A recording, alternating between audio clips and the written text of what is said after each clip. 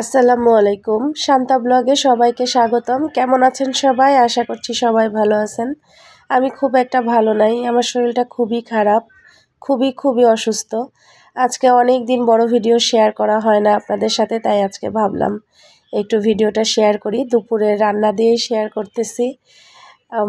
আজকে মুরগির মাংস রান্না করব, ভাবছিলাম একটু আলু ভাজিও করব, কিন্তু আর শরীরে কোলায়নি, তাই জন্য আর করতে পারিনি। এদিকে আমি মাংসটাকে হাতে মেখে রেখেছি, পেঁয়াজ ফোড়নি তুলে এটাকে কষাবো এখন। কে কোথায় থেকে আমার ভিডিও দেখছেন কমেন্টে জানাবেন। আমার চ্যানেলটা সাবস্ক্রাইব করে লাইক কমেন্ট শেয়ার দিয়ে আমার পাশে থাকবেন।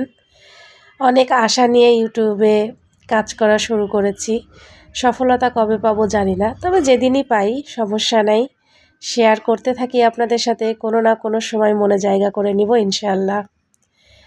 এই তো মাংসটা কষাচ্ছি, আর এর মধ্যে আমি একটু কিছু গোটা রসুন দিয়ে দিলাম।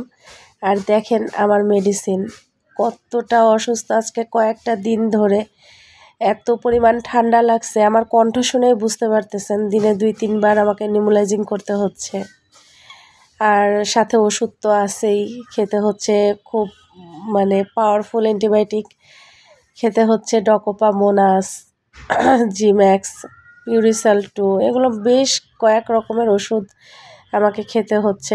খুবই অবস্থা খারাপ আমার। যাই হোক, দোয়া করবেন আমার জন্য, আমার পরিবারের জন্য।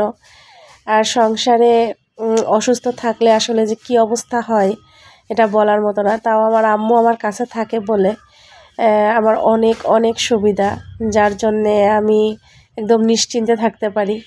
এই তো আমার রান্নাঘরের কাজকাম মোটামুটি শেষ, আমি একদম রান্নাঘরের কাজ করে বের হয়ে যাচ্ছি। এখন ঘর দরজা ঝাড়ু দিয়ে মুছে গোসল করে তারপরে বাচ্চাদেরকে খাওয়াবো। আমার ঘরের অবস্থাও খারাপ, তাই পুরোপুরি শেয়ার করলাম না। পরে বেশ অনেকক্ষণ পরে এখন ভিডিওটা অন করলাম, একদম ফ্রেশ হয়ে এসে বাচ্চাকে খাওয়াবো। এখন ওকে আগে ছোটোটাকে খাওয়ায় তারপরে আমরা খাবো।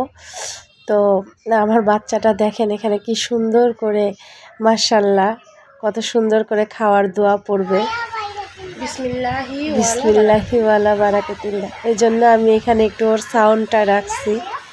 মাশাআল্লাহ, দোয়া করবেন, আমার বাচ্চাটা দেখতে দেখতে বড় হয়ে যাচ্ছে, আল্লাহ যেন ওকে ভালো রাখে, অনেক বড় করে। আপনারাও সবাই ভালো থাকবেন। এখন সব দিকে ঠান্ডা জ্বর, সবাই সাবধানে থাকবেন, আমার চ্যানেলের পাশে থাকবেন।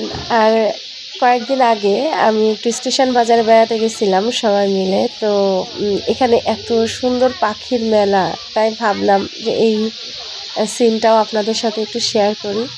ভালো থাকবেন সবাই, দোয়া রাখবেন আমার জন্য, আমার চ্যানেলের পাশে থাকবেন।